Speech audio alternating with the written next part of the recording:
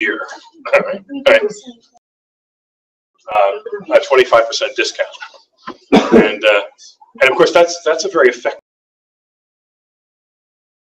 Mrs. Smith say to Mr. and Mrs. Jones, "Hey, listen, this is a great school, and major ways our family life has been improved and so forth. In that sense, it's worth more than what we say, huh? Because this is empirical evidence about the value." And in that sense, that's something else that we do as PR agents is facilitate other people becoming that. With us this afternoon, or this evening rather, is Father Daniel O'Mullane, who's a pastor in the Patterson Diocese. He was in our first workshop 4 years ago, so he's an alumnus. And Father Chris, you've heard from several times already, another alumnus. And so they're going to talk about their own experiences of doing this. But let me kick off with a few things. First, contrary to what some people said this morning, I think it's critically important that we alert people to the dangers in the government schools. So someone said, well, we don't want to say anything bad about public schools. Well, if they're wonderful, then why are we running an alternate system? All right? I think we have to give the rationale. So there's something positive. There's the via positiva about what we do, but there's also the via negativa. We don't do these things, which are being done elsewhere, and that's why it is really necessary to make this choice. Secondly, there's a need to preach clearly and forcefully on a regular basis about the importance of a Catholic school. And that will rankle people, but c'est la vie, huh? Jesus didn't get crucified because he was the little infant of Prague, right? He said stuff that ticked people off.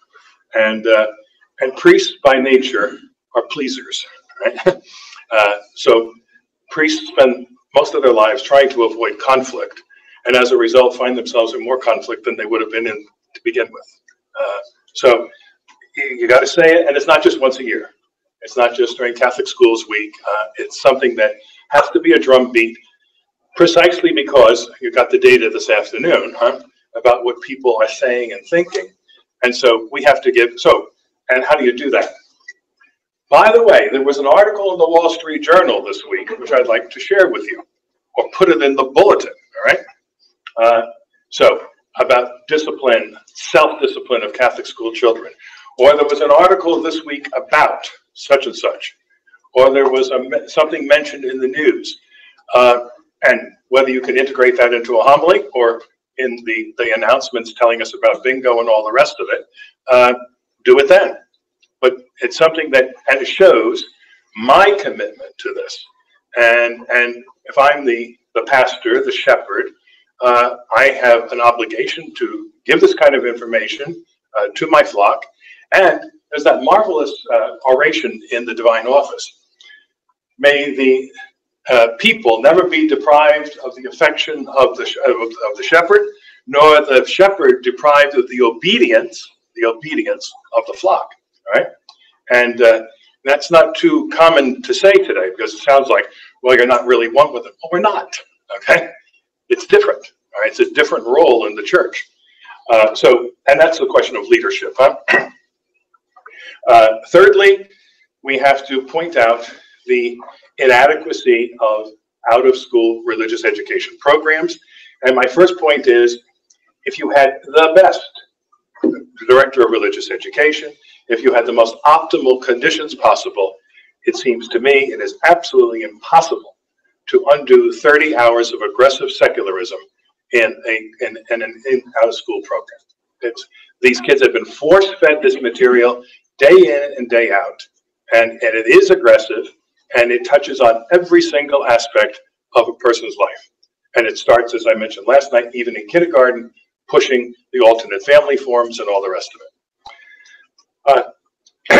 Another question I have to ask is, the town I grew up in is Toms River, New Jersey. And when I went to high school at St. Joseph's, it was a tiny, brand new parish school with 186 kids. And it's now about 700 kids in the high school. and there's a parish grammar school, about 800 kids. The parish has been split, actually, next month is, as I mentioned, 50 years I entered the seminary. So since I entered the seminary, that parish has been split 7 times. Right? It goes up to 5,000 families. They knock it down to 2,500 or 3,000, and it grows back up again. And that's from demographic issues, people moving from New York and up and northern New Jersey down to the Jersey Shore. I think that's, by the way, another PR piece. People are always hearing about the schools closing, all right? Every Catholic school in Ocean County has a waiting list, all right? That having been said, of the 7 parishes that have split off St. Joe's over the years, not one of them has a school. All of them have a CCD program with 1,000 to 3,000 children in it, all right? And no one has had the courage or the leadership to open a school. And of course, that starts from the very top, huh?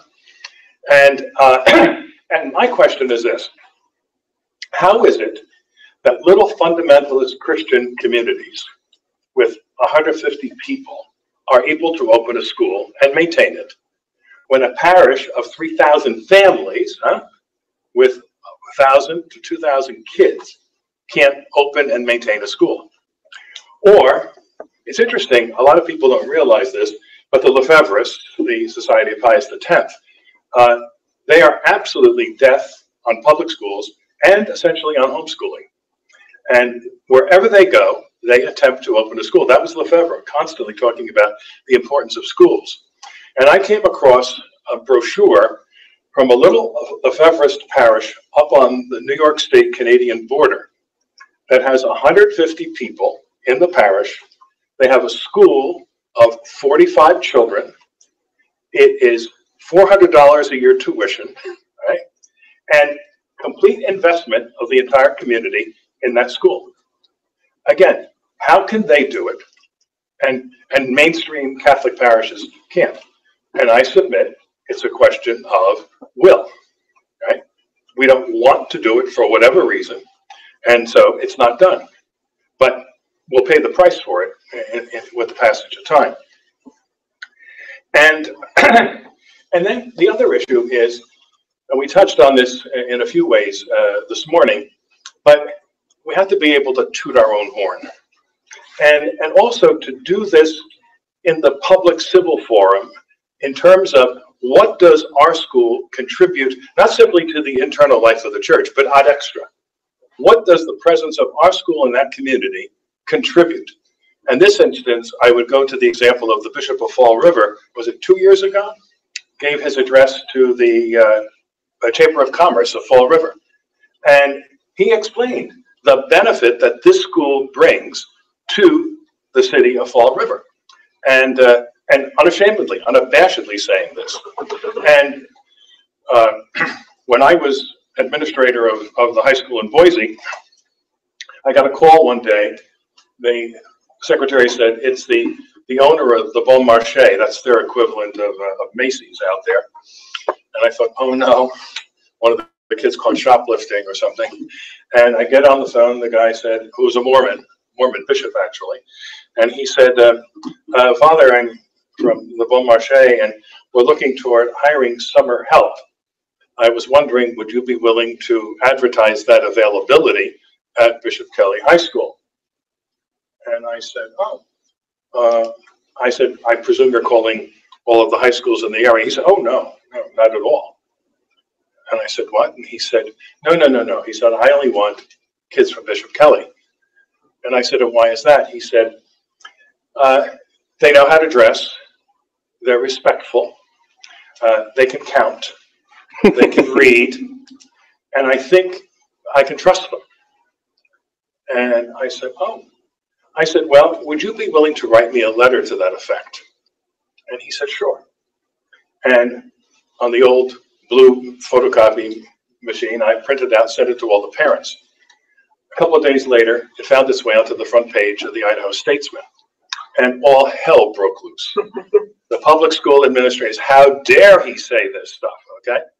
But my point being, that's the reputation that we have or should have And there's the benefit to the community.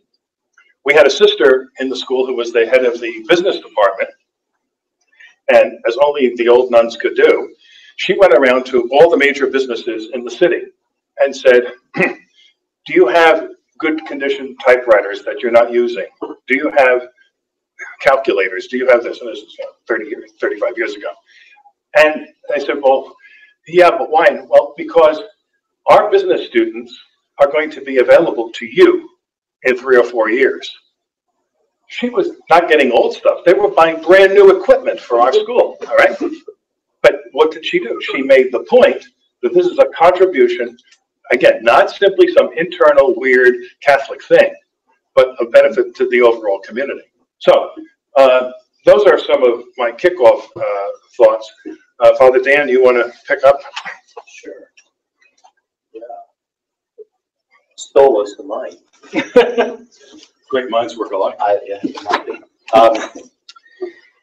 Yeah, I was interested in even in the title of the thing, PR, because for me, I just can't see what I do as PR. But that's what makes, I guess, a good PR agent. You have to believe in what you're doing. I mean, the only way that I get out in front of people and say what we're doing is the best is because I genuinely believe that it's the best. And I think as priests I guess I should take a bit of a survey before. I don't know where the guys come from, unless you have a kind of summary. How many guys have school? Does someone want to sum that up for me, or do I want to ask how many guys have schools, pastors, parochial vicars, that kind of thing? Do it. Okay, pastors with schools. Okay, good. I feel for you because I feel for myself. So. Parochial vicars with parish schools and special ministry, campus ministry, like completely given to schools. Yeah, I was only in the high school for a couple of years teaching, and when I walked into, he was a friend of mine. He actually taught me Latin in a public school in one of the small towns here. We ended up at the same Catholic school together, and he asked me, "What are you doing here?" Right, as a priest walking in. I don't think he'd ever seen me as a priest before either. It was kind of strange, but I said, "Yeah, I came to see whether or not this was worth it, because we pour a lot of. We know who work with schools, right? We pour a lot into it. It's all our energy, it's all our strength, seemingly all our money, right? All kinds of resources go into it. I wanted to know what the school was producing." He said, "Oh, I thought you were here to like take it over or something else like that." I'm not terribly interested in that job. I just want to teach a little bit and see what's going on. By the time I walked away from that school, it was only a couple of years, but I was unsure of what it was we were doing in that particular location. Just give an example, right? I had a license to teach sacred theology. I could not become the chair of the theology department. It for whatever reason, it could not happen. So there are particular challenges in any particular institution. But I walked away with a belief that Catholic school done right was better than anything else in the world. And I'll pick up on something that said Father Stravinskas, because he knows that we disagree on this, but I'm going to close the gap, right? Because I've said before that a bad Catholic school is worse than a public school, and I know we've gone back and forth about that. For me, at this point in time, it really doesn't matter at all. If you're not convinced of the difference, or you can't make the case to your people, which is another thing, right? As a pastor, I felt that fire myself. If you can't make the case to your people that the particular public school that their children are in is worse than any Catholic school, or the particular Catholic school that you're running, I think you just have to look to the culture. I'm going to look at culture in two ways. One is that almost everyone agrees that the culture is toxic. Okay, what is culture? Culture is founded on cult, right? It's founded on worship. So what is it that you love? Right? Tell me what you love, and I'll tell you who you are. What does our culture love? Every counterfeit god there has been since the beginning of mankind is that's what we worship.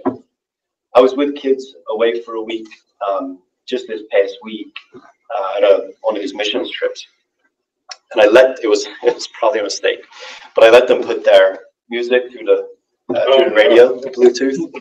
I endured it. I made it through. But I kid you not.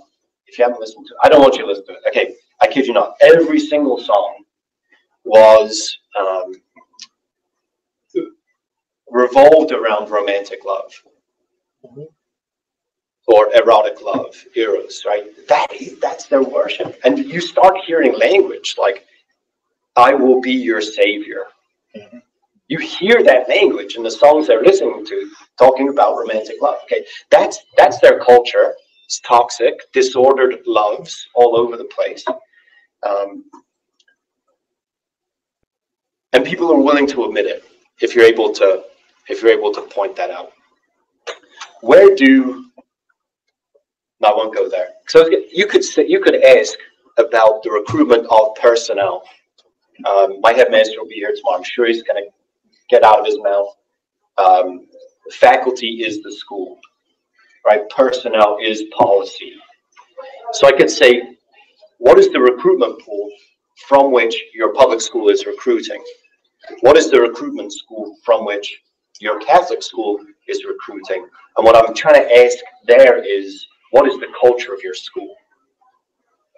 What do you love? What as a faculty do you love? Okay, one of the silliest things that happened to us, Father Stravinskas was part of our is not the silly thing, but Father Stravinskas was part of our committee that recruited our headmaster. And somewhere along the line, I won't say where, I don't want to give away who it was, but somewhere along the line, someone said to Douglas, who'll be here tomorrow, after his assertion that our faculty would read Plato together, said, second, third grade teachers reading Plato? That's insane. What are you talking about?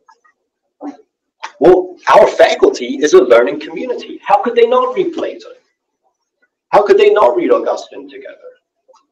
And if they're not reading that kind of stuff, it is never going to trickle down to your students. If your faculty don't love to learn, and you guys are a prime example of it. You're here this week. You could be anywhere. You love to learn. You see the value of Catholic education. You're engaged in it right now. You are the lead learner in that sense. If your faculty doesn't love to learn, your kids won't love to learn. So we set about, when I got to the parish, our undertaking was to give birth to New Jersey's first classical Catholic school. And that's what we did. Some of that is simple PR in terms of, because just this past couple of months or so in my diocese, we closed 3 of our schools. And there are some articles that are kind of coming out now, like the diocese is failing and that kind of, when I'm kind of sidestep that stuff, I don't want to take that on either. But we have a positive story to tell, and I tell people about our growth. Our growth from like 70 kids to only about 110 or so next year. But we'll make that school work at 70 kids. Because having a student in a Catholic culture, authentically, right? Authentically Catholic culture, for what, 6, 7, 8 hours a day? Where can you get that? Where can you get that? I'm not talking either about shielding them from their culture, but if you want to inculcate in them virtue, if you want to inculcate in them proper loves, ordered loves, right worship, then you're going to need them for 8 hours a day. And I think I'm more a discipleship guy than I am a schools guy, but I'm a schools guy because I'm a discipleship guy.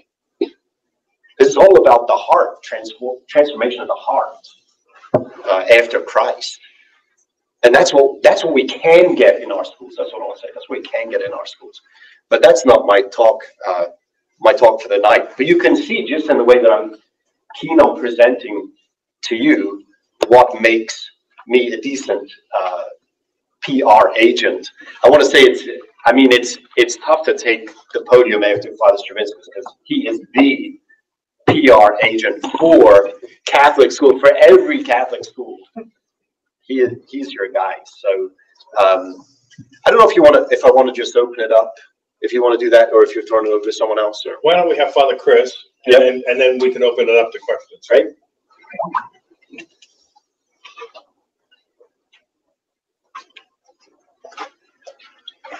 I just wanted to throw a couple things out there. So as I had mentioned in my previous talk, my school is kind of rebuilding in the cultural sense, and it's a strong school institutionally.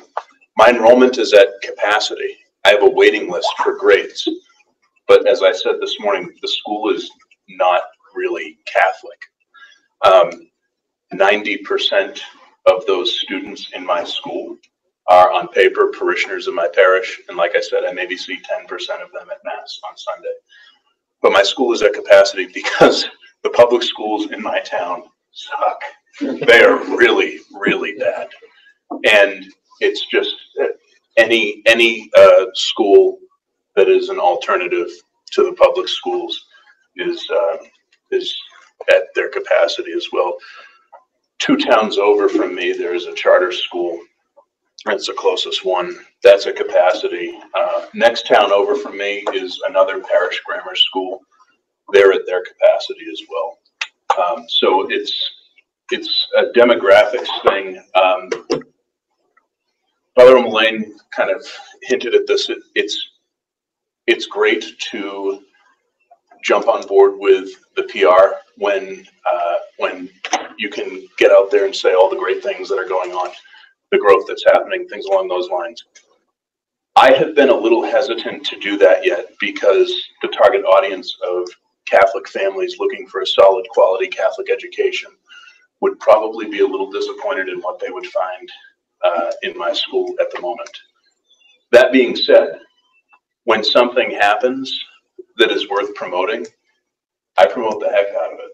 And I use every means at my disposal. So one of the things that I've done is one of my close friends who became a pastor of a parish, he's in a very similar situation to me. 2 parishes, one of them has a school, different ethnic language groups and things that he's serving. Using social media as much as possible, because first of all, it's free. And second of all the parents are on it.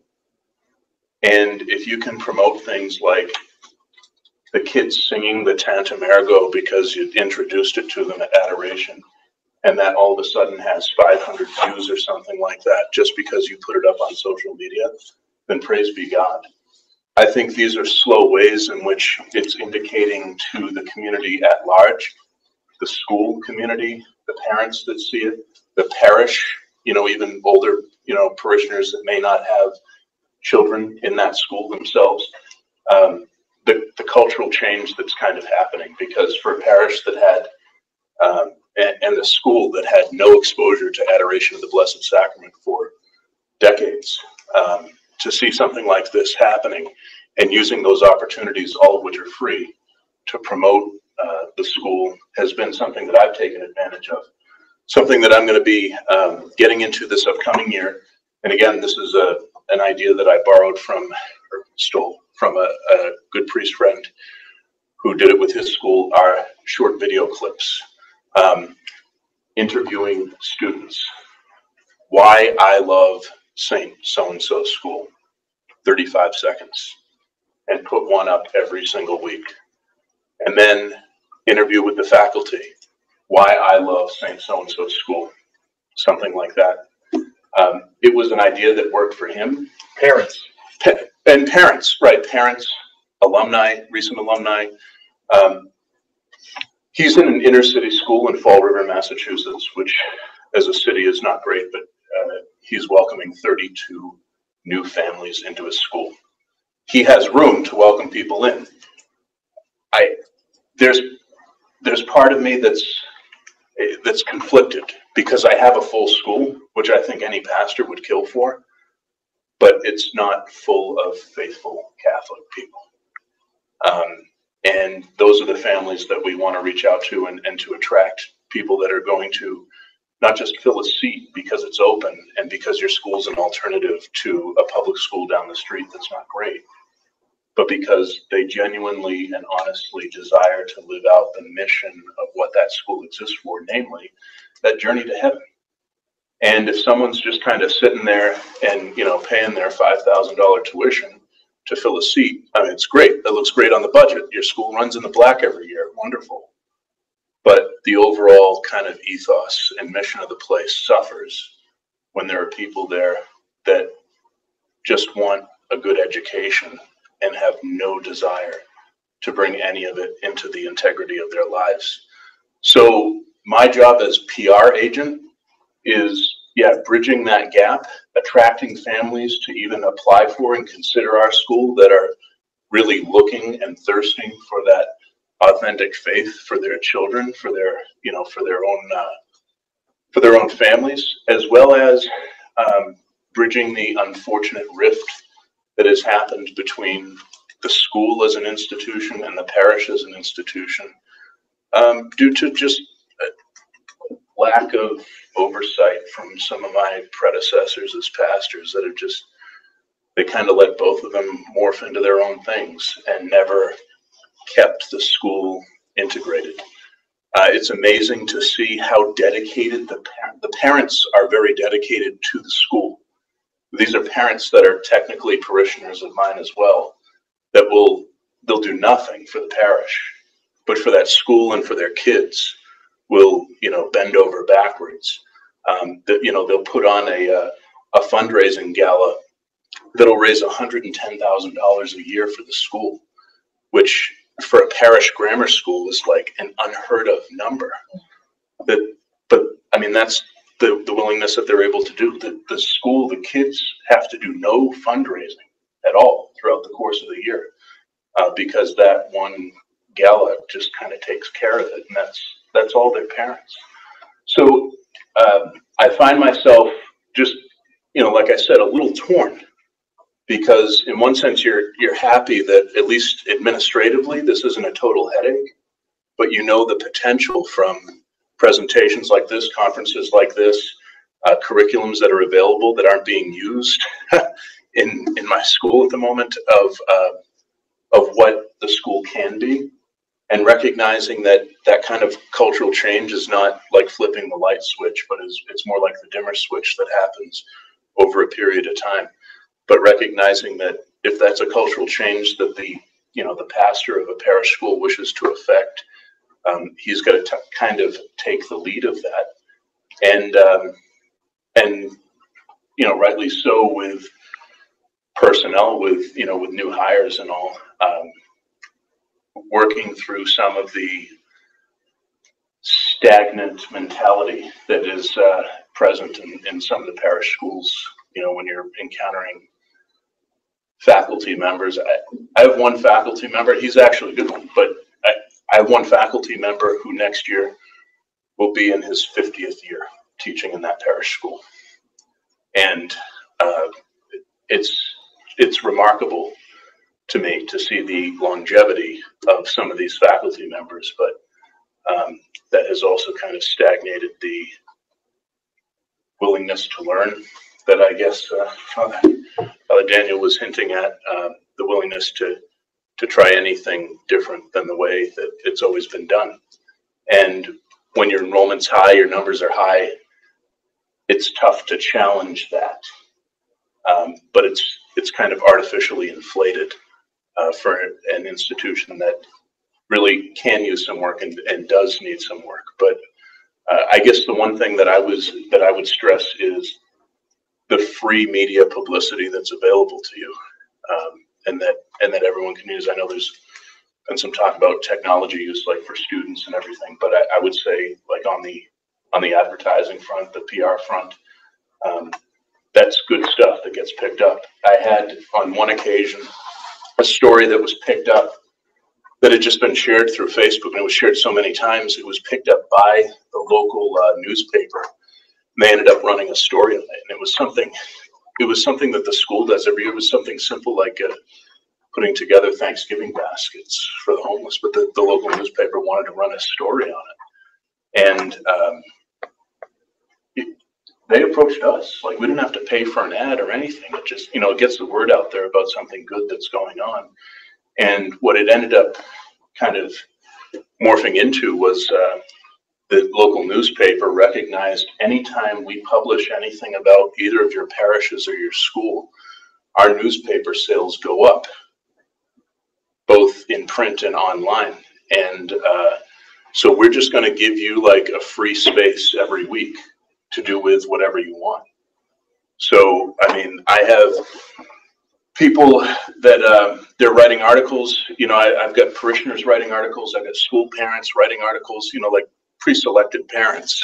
You don't want some of the people to just kind of perpetuate the stagnancy that's been there, but people that are effectively looking for change, just writing articles that are getting published. And that kind of relationship with the community that's around there. The school, it has a name for itself. It's been in this town since 1954, so it's well established. It's not a new institution, but it's very much kind of in the midst of what looks great on paper, very much finding its way.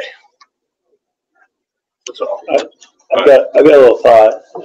I guess it's not really. It's just a thought. 3 years ago, I came to a parish where everything was terrible. We weren't doing anything good. The teachers are saying this place is terrible. We're quitting. At some point, we had a meeting with the parents because we were going to make all these changes, and the teachers said, "We're not doing a good job for your kids. This is a bad place for your kids to be." I mean, just to tell you how bad it was in this meeting. Anyway, I thought, you know what? Russian roulette, let's just see what happens. Since then, we've only got 2 of the same people. There's only 2 people in the school that were there before I got there. Everyone else is new. And I told the people, if I don't see you at church on Sunday, you will pay full price tuition. I just felt like, hey, what am I here for? I'm willing to play Russian roulette on this. I just kind of implemented all this stuff, and I thought, what's going to happen? I don't know. I only lost 1 family on that, and I think they're going to come back this year because they realized how much of a difference it is in public school. They're just like, it's just so hard to get up in the morning, so they ended up going somewhere else. But other people who were like, I don't want to do this, now are attending, and they're even attending other things. So for me personally, although I had a little argumentative things for a second there, it paid off. I mean, I probably have the highest parishioner attendance of any school you've ever heard of, because it's almost 100%. And I know who comes to church, If I don't see you, you're not going to get full price, You can pay full price if you want to. So I don't know if you think that's a little bit bold, and we're in the middle. Pay for your bus right now. I would say with that as well. We only had, like I said, we had 76 kids when I got there, and so I met with every parent personally because I didn't want to go out and say anything. Had to get a sense of where they were, and I would say to them privately, I can't figure out why anyone. I did say in their right mind would have their kids in the school. So when I felt as I had a friendly audience, and I did that, but also to just build the trust so that I could then speak, give some vision, mission, like let's get moving together. We've turned over almost all of our faculty as well. We didn't intend to. We intended to go with more of a St. Jerome's. It's going to take us 9 years to get it done. But I think we're doing things now that they weren't able to do for 10 years. And our audience isn't just not as patient, but I will say right now that we've turned over most of our school families as well to Boston. There's no like, part of it is living in New Jersey, right? It's like everybody has to believe that their public school is the best school because their home value is tied to it. And there are towns around, you start hearing rumblings that the schools are not good. They shut up really quickly. Someone gets to them and they shut up pretty quickly because home values start to decline. It's crazy. I threaten every new family that comes to my school. We've doubled the number of kids in my school in the last 3 years. Yeah, two years actually. But anyway, I just tell them, like, if you ever have a problem, come tell us immediately, and we will take care of it as fast as we can. If I ever find out that you say something to somebody else, I'll come to you, and we do. Yeah. I do it. I gotta tell you, it sounds mean, but it works. No, but you don't sound like a Midwesterner at all. That's the kind of thing we do in the Northeast. But it works because as soon as you get negativity, I'm like, you have to realize, like, no, thankfully, when you change everything, half those teachers that I didn't want anymore, they took off on their own because they didn't feel comfortable anymore. That's right. That's fine. A couple of points. One, I said this to Father McAleer earlier today about an institution that is less than optimal. The solution is not to close. Then you have nothing. You have something, and you can work with it. You're an example of that, okay? Father O'Mullane is an example. So it's simply not enough to identify that there's a problem, and that's a step in the right direction, huh? That's like AA. You have to admit you're an alcoholic, okay, before you can get help. But at the same, then you can do something. And the problem is, so many priests will say, the place is a mess, it's a disaster, close. That's the course of least resistance. And it's a disaster for the parish. A priest just told me, he was assigned to a parish that its school closed 10 years ago. He said the people are still angry and they're still alienated because our school was closed, right? Even parents people who never had kids in the school say, this is an open wound that doesn't heal.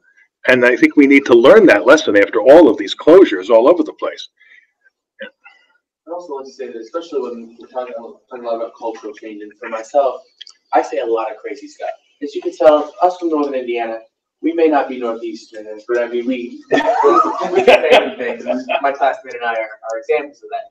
But with my theory on this, and this is where I think that something as priest as PR agent, my number one objective wherever I go somewhere is I want those kids to love me the second I get there. And mostly it's just because I have a huge, ego thing going on. But I mean, it's ginormous. These kids, this is my first thing is I get them to love me. Why? Because then I can tell their parents anything I darn well please, and they'll take it because their kids love them. But so when you walk into the room at a conference, and I gotta tell the kids parents something that's gonna be very difficult, and their kid comes running up to me, Father, oh my gosh, it's so good to see you, high fives, oh, it's so good to see you, wonderful. Okay, Johnny, go away. Oh, I gotta count you. Okay, cool, do we do this after? Yeah, great.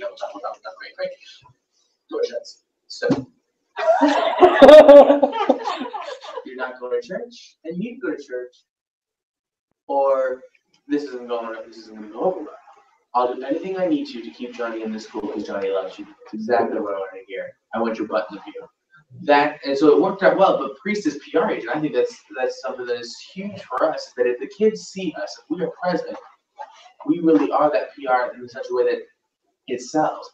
And then what happens then? Those parents then go out and tell their other friends, oh, you gotta come to this school. Why? Oh, Johnny or Susie, they love their priest, and the priest is all involved. Because every parent wants the priest involved. They all want that old school 1950s motif. They don't actually want the whole thing that goes, be faithful that goes along with that. But they want the look of it, and they Bells of St. Mary's. Exactly. They want the bells of St. Mary's. Exactly. So as a result, use it really good, and then all of a sudden after a year, yes, everyone has to go to church. Otherwise, you're going to do this. This is what we're doing implementation, catechesis wise. This is what, and all of the we have when the parents then come back and say, Oh, but I don't know if I like that. I go, your kids love it, so what you complaining about? Look at little Susie and little Johnny over here, and all of a sudden they love everything that we're talking about right here. They're already doing it.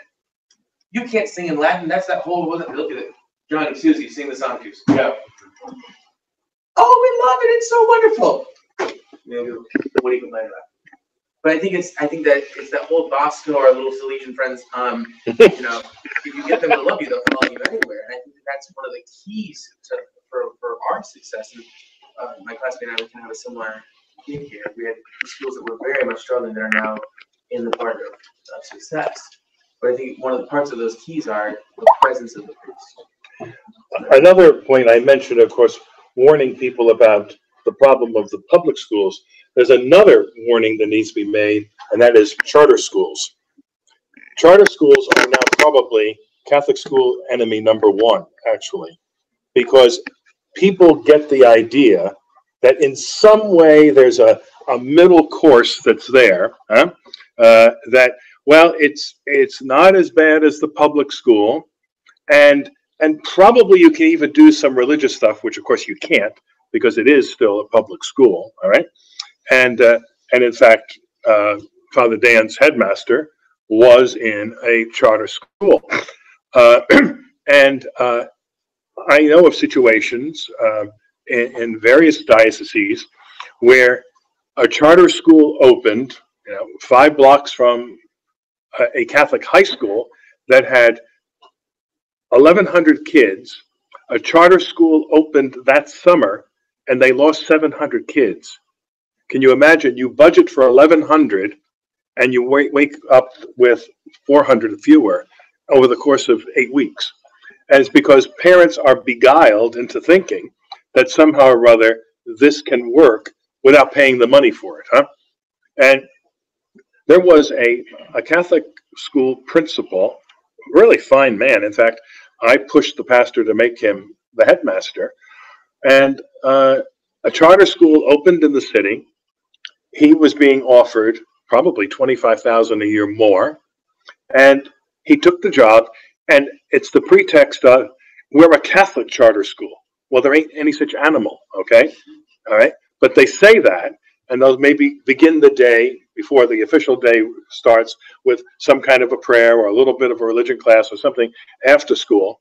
And this man got there, and he thought, well, and actually the really nasty thing that he did that really amazed me, because I thought I knew the guy, he actually wrote letters to all of the Catholic school parents telling them that he was moving to the charter school, and I suggest you bring your kids with me, all right? And he pulled probably 100 kids out of the school to go with him. He was there about 6 months, riding high, and toward the end of the school year, a mother came to him and said, by the way, Johnny is coming back as Jeannie next year. I want you to know that. And he said, well, that's not possible. And she said, no, well, that's what we're doing. And he said, this would be confusing to the children. It's against our ethos, blah, blah, blah. And she said, oh, no, I'm sorry. This is a public school. And Johnny is coming back as Jeannie. He said, no, he's not. She went to the superintendent of public education, who called him and said, excuse me, this is not St. Cunegunda's school, right? This is a public school. And you make up your mind that you're either accepting that kid or you're out. And this man, who was so intensely committed to Catholic education, sold himself for 30 pieces of silver, right? So the charter thing, now there are also a number of dioceses that have a very good policy. If a pastor closes his school, he is forbidden to either sell it or rent it to either a charter school or a public school. Precisely so as to get all ambiguity out of the air about this is what it is, all right? And furthermore, it eliminates the possibility of priests having an incentive to close the school by getting money either through rent or sale. Now, in the Archdiocese of New York, if a priest sells the school, that money must be deposited in a diocesan fund for Catholic education. Of course, that's uncanonical, but since most priests don't know canon law, they just send the money to the chancery. But it is a way of keeping at bay the incentive to close up so as to make money. But these are very serious issues, and as I say, that's part of the PR job. Is we have to warn the sheep about who the wolves are, and one of those wolves is, as a matter of fact, the charter school. Yeah, well, I mean, you mentioned there, in the last 2 years, in our Catholic schools, we've had 3 students transition. Okay, so, and 2 of them are about 10, 11 years old. And they're in that's child abuse. It is, yeah, but the situation you described is probably reflective of every single parish in the country of Ireland, because all our schools are Catholic, and yet when you go into them, I walk into a school, they're far from it in a lot of cases. Now, the real tragedy is half the priests don't think there's a problem there. I mean, they're excellent institutions. I mean, in Northern Ireland in particular, you know, what you would call your SATs, on average, outstrip England, Scotland, Wales, and the Republic. It's particularly good at North. But they're not Catholic. And the pool, I mean, it would be a dream if you could just sort of fire all your teachers, which you can't, because they're all in unions and they're all in pensions, and you know, there are contracts for life. But even if you did fire all your teachers, the pool of which to select other teachers to replace them, just of intentional Catholic teachers, just simply isn't there. And that sort of, you sort of mentioned yourself, didn't you, that is a bad school worse than, you know, having no school.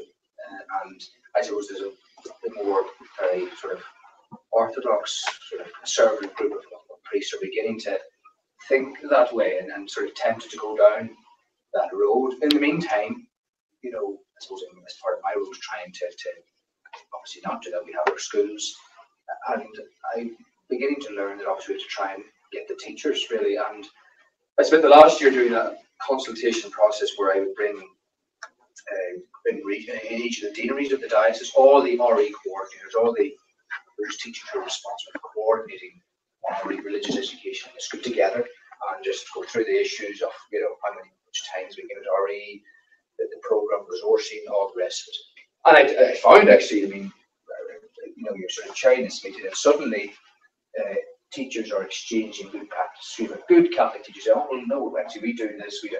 And suddenly they're actually, I don't believe there at all, actually, which was the lesson, something worth thinking of into the future. But I mean, I'm trying, I don't know if this happens here, but for example, September, I have every single principal in the diocese. So as I said, out of our 61 parishes, we have 155 primary schools.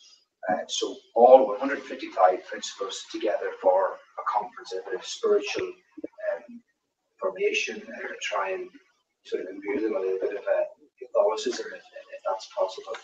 And that's really where there's no, I don't know what other alternative there is, but that's one of the things I'm trying to do, is actually concentrate on the teachers to try and inform them and to try and give them the information they need. That's not an easy. I think it's also interesting, Father O'Mullane hinted at it gently. I've been at this a long time, and some of the things that I'm able to do with faculties today would be absolutely impossible to think about 30 years ago. And if, at least our experience in the States, and Ireland is always 40 years behind us, they're repeating the mistake we made 40 years ago. We're coming out of it, and you're getting into it. But one of the things is, you know, if I were talking in the strong terms that I do today about Catholic identity and things that should be done 30 years ago, first of all, I never would have been invited to the place to begin with. And secondly, I would have been laughed at or screamed at. When I find Catholic school teachers not doing optimal best practices today, it's not because of ideological opposition to it. It's that they never thought of it, and it's never been presented to them. And when it is presented, by and large, they say, oh, that's interesting. Never thought about that. And I find that consistently, and it's in every part of the country that I have visited and done these things. It's a sin of omission, but it's not conscious and it's not ideologically driven, and therefore it's something you can work with. And this generation of young Catholic teachers are exponentially different from their ancestors of 40 years ago. It's an entirely different ballgame. And so I think we shouldn't lose heart about it. If the stuff is not happening, there is a need to address the lacuna, but presume goodwill. And I at least I found that to be the case. I just want to say we have had 4 openings for this next school year, and I didn't have to look for a teacher because I had 4 people at the door that I knew of that were like, I want to be in your school. That's right. And I've got another one that would love to be in my school now. And that's when you start to think, holy cow, maybe whatever isn't gonna, we're not gonna work with this anymore. So that's another little thing to ponder. Like, if people like what you're doing, teachers are like, ooh, can we get it? That's right. Yeah. So anyway. Unless your diocese is taking your parochial schools away.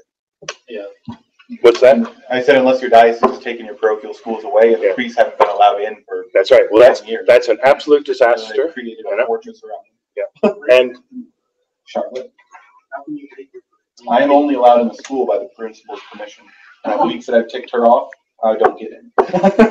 Yes. you're not there much, huh? So you guys are talking about the presence of the priest, and I'm like, oh, They're separate. Well, all right, gents, all right, calm down. Yeah, in some places we found regionalization, and it makes a big difference. Yeah. And it relegates teaching ministry to professionals. Right? We're not professionals. Many of us have multiple advanced degrees, and we're not allowed in the schools. And the whole issue with the regionalization, I understand that under some circumstances, it is the only option that's possible, but it ought to be the absolute last resort, all right? We know that the model that's most effective for grammar schools is the parochial-based model. When you go to the regional model, and whatever the governance is, that's another whole story, but just going to the regional model already removes a sense of ownership of the school from both the laity and the clergy. It is a Catholic school that's 3 miles away, and whose is it, all right?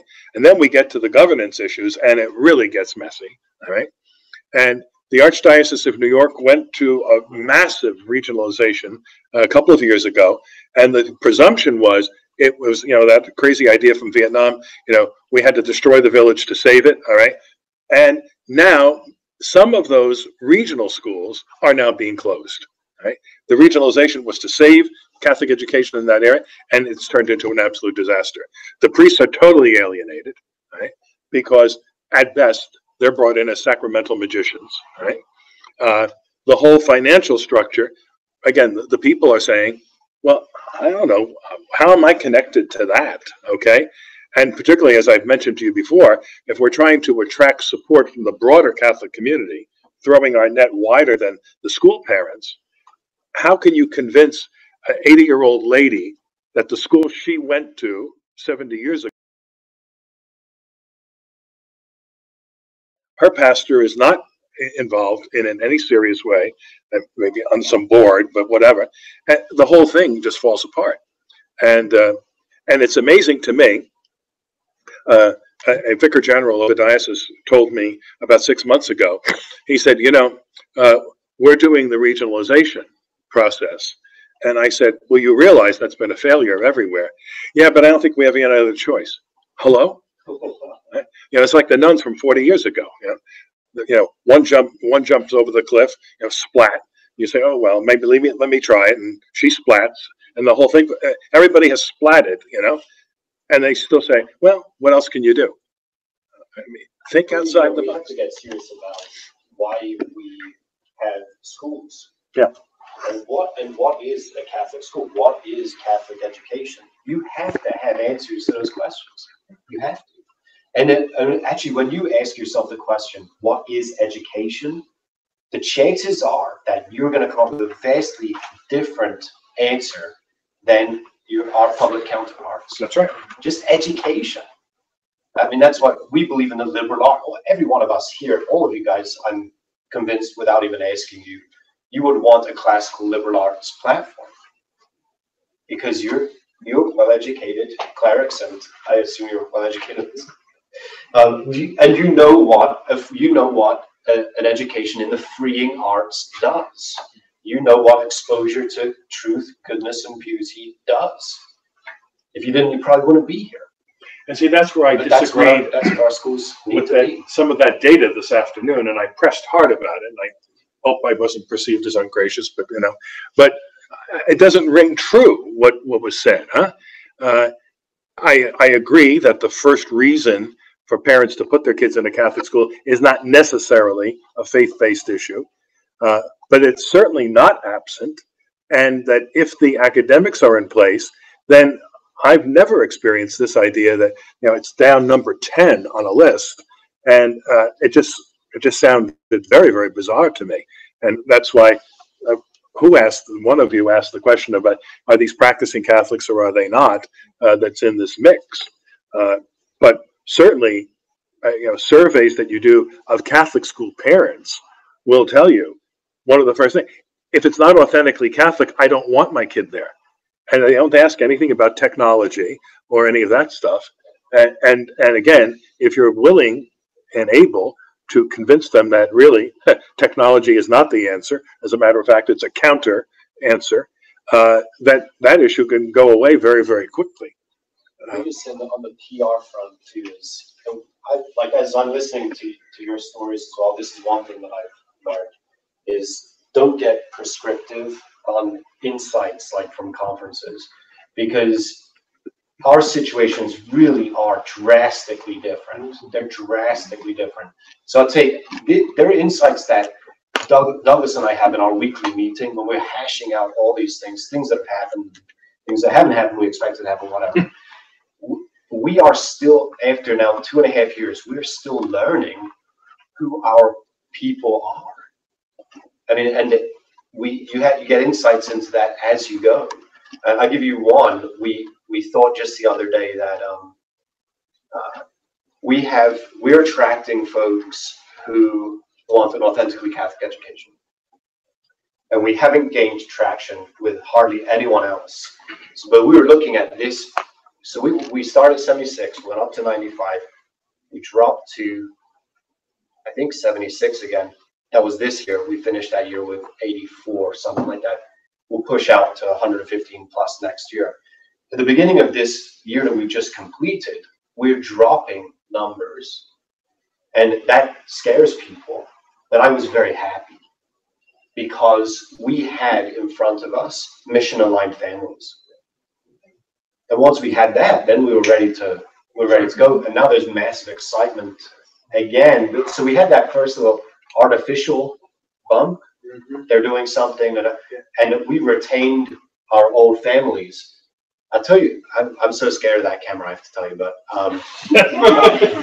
don't preach any heresy. You want to be worried. That's exactly what happened to me, though. I'm not sure where that's going to go, but yeah, no, that's right. Once you get folks who want to be there for what you're doing. So prior to that, you have to have a mission.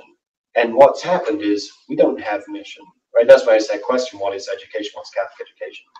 But what we've seen, so we've had mission-aligned families, pulling them in.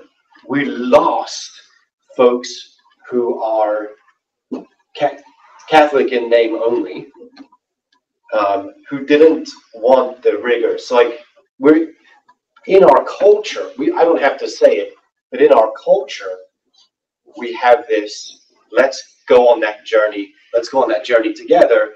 And some folks in that culture who consider themselves Catholic, but perhaps a different brand of Catholic, said, you know what, I'm getting off here. And now this year we're starting to pull in. Well, yeah, I didn't because my first year we ran a 500 grand deficit. And we're not doing regionalization. No one's paying for that except for me. And we did not have the money to pay, right? So I had enough sleepless nights. So that's my change also as a PR agent, but also as the leader of the institution, is I had to love the right things for myself. And that meant that we would go down on, we would die on that particular hill. We weren't going to die on bring everyone in, water down the pool, and watch this kill itself. Yeah. Everybody's running in every different direction.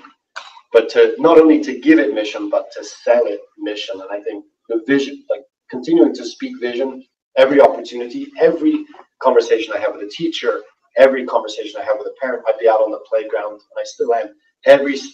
I can't do drop off because mass is just about to get going. I do pickup. So I'm out on the playground every single day, which is why then I'm driving today and I get a call from a woman who lost her pug, right? The kids are devastated because the dog has run off and whatever. As I'm going to see another family that, right? So just to dig in and get in with those people, you have to be around in order to be trusted. But yeah, just visioning. But I forgot my original point. Well, that was good anyway. Let me also give you an example. What? Let me give you another example. A bishop told me a couple of years ago, he had an inner city school. Both the school and the parish probably should have been closed 40 years earlier. For some reason, this school escaped the hatchet. It was down to 60 students. And for some reason, bigger places had been closed, but this wasn't. And he called in a young priest, 2 or 3 years ordained, and said, listen, would you like to go to St. So-and-so as the administrator? And the priest said, what did I do to you? He said, everybody knows that's a losing opera. The whole place is a disaster. It's been a disaster for 40 years. And the bishop said, well, I'm wondering if you might be able to turn the thing around. And he said, but 5 other guys have been there. And he said, no, think about it this way. He said, I'm not going to force you to do it. I would never force, I think any bishop who forces a priest into an assignment is foolish. Right? I don't want anyone there who doesn't want to be there. But he said, I'm not going to force you to do it. But I want you to think about this. He said, take a couple of days, think about it, pray about it, come back and call me. Tell me, yes or no, your business. He said, but if you go there and you can turn it around, it's a feather in your cap. If you go there and you can't, and the thing closes, nobody will blame you because they'll say it should have closed 40 years ago. He said, it's a win-win for you, but you think about it. And so the fellow called him back the next day. He said, what the heck? All right, I'll try it. And he decided that his entire focus would be on the school. And so every morning at the entrance, he's there at the front door of the school greeting the children. And then when they're all in the building, they're all off the school buses, they're in the auditorium, and he leads them in morning prayer. He took over the teaching of religion in the 7th and 8th grade. He's in the cafeteria at lunchtime, on the playground with them. And at the end of the school day, he's standing at the door, making the sign of the cross on each child's forehead as the kid gets on the bus. Within 6 months, the enrollment in the school doubled. By the end of the year, it had tripled. And guess what? The parish started going up and up and up. It's now the largest school in the diocese, not just that city, but in the diocese. And the parish is thriving. But it was an intentional commitment on his part. And he said, no, I'm putting all my eggs in this basket, and let's see where it works. And it worked, and it's still working. It's worth the commitment. Yeah. But I'll say it's worth the commitment even if the place dies. Yes. Yeah. And if you're not convinced of that, then don't do it. Don't do it. Yeah. 4-day-a-week mass helped. Like when we said we're done with all these books, we're going to do a different curriculum. 4-day-a-week mass, the Dominican Virtue program. When you start making all these sort of changes, yeah, you don't have to advertise. Honestly, you don't really have to advertise. We didn't have to. Just people talked about it. Yeah, as soon as I got there, and this was before any other substantial changes, we just started going to mass every week. Because it was one of these every now and again, or first Friday. See, you also have to understand, in the Northeast, it was never a practice to have daily mass or even weekly mass. When I was a boy, we had mass once a month, first Friday of the month. That was it. Wow. And when I moved to Idaho, I was shocked to hear that there were parish schools that had daily mass. I suspect the reason was in the Northeast, the parishes were big, we had multiple priests, and there was always a convent mass. Very often in sparser Catholic areas where you had perhaps only one priest, the nuns needed mass, and therefore the kids went to mass. That's my guess. That would right? make sense. And but so it was a shock to my system to find out kids were going to mass every day. But if they're doing it, I'm not so sure. But if they're doing it, it's got to be a really good liturgical experience, right? It's not the 15-minute mass, and it's not the strum and hum, and it's not cheap, ugly vestments and all the rest of it. All right. I mean, high church is the only way to go with it. All right. Yeah, that's we do every Friday, and our kids cantor our 8th grade girls exclusively right now, but I think we'll have a boy next year. Any number of kids who can do it, they cantor, they sing a cappella, right? You get one kid up there singing that song a cappella. It's like really it can be pretty nervy, especially when you know they don't really sing that well. But but for somehow, by God's grace, they do. The whole mass is chanted. So just we're singing the mass. We're not singing at mass. So it makes a world of difference as well. The kids call Friday Church Day, and they love it. Yeah, they love it so much actually that I'm hesitant to even add an additional day right now. But that's because I know where they are. the other thing that works with the mass is, let's say Monday through Thursday, class masses. Yeah. So first, second, and third grade on Monday, 4 or 5 on Tuesdays, and then everybody on Friday. Because also it's easier to preach. You don't have the gap of 8 years of difference, huh? And so you can tailor it to the little ones or to the middle school ones and so on. And then they really do look forward to the Friday Mass, which is a genuine communal experience of the school. I'd also ask you to consider the frequency with which you give confessions. Yes. So I am the pastor of this one place. It's kind of small, so I guess I can do it for that reason, but I'm committed to it. We break the kids up into 3 age groups. Middle school, 6 to 8, 4 and 5, and then 1 to 3. And on a 3-week basis, I hear all of their confessions. Every week we have confessions. So, and guess what? That makes a world of difference in the school, makes a world of difference in the school's culture. And people say, oh, but can't they excuse themselves? They don't care. They're prepared well for the sacrament. Everything's written out. I have a shredder in the confessional, right? Because I can't waste time here. You just gotta give me your sins. I'll say 2 words and you go. But they come in. I believe in the efficacy of the sacrament. That's why I can do that. And it makes a big difference in the school. And it gives our teachers a touch point to say, I wonder if this is something that you may want to bring up.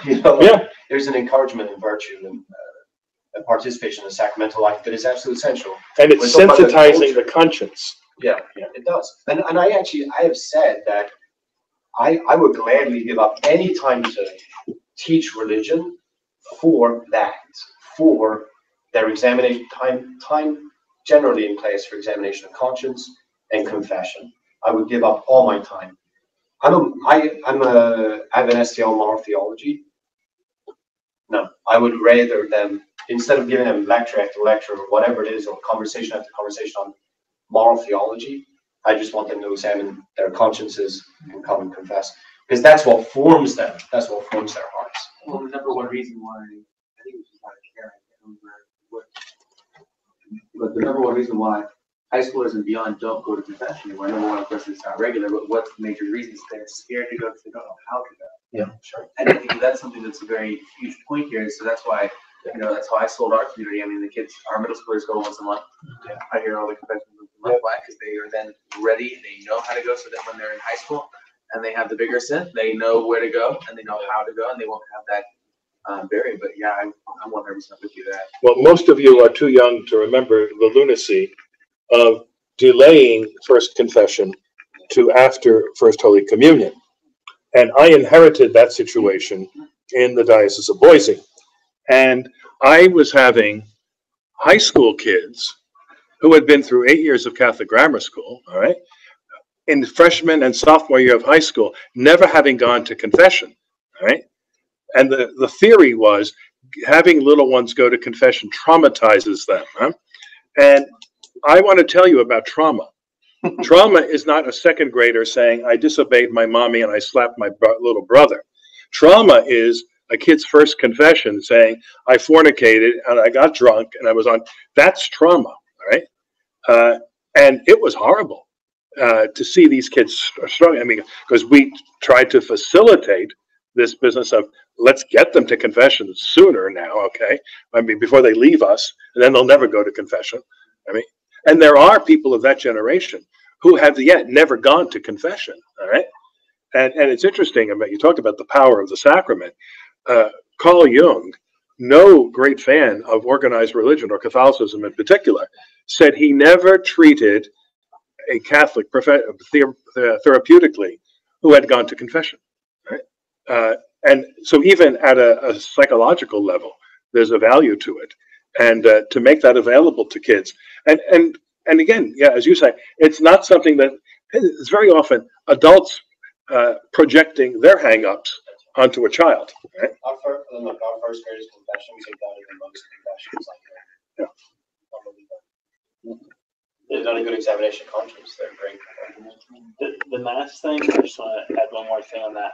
My teachers say, because like if I go away for 2 weeks on like a cruise or something like we've done, they're like, wow, it is a different feel in the school when we don't start the day with mass. Yeah. They think it has something to do with the fact that obviously they're receiving the Eucharist, but they're also singing and there's a lot of positivity.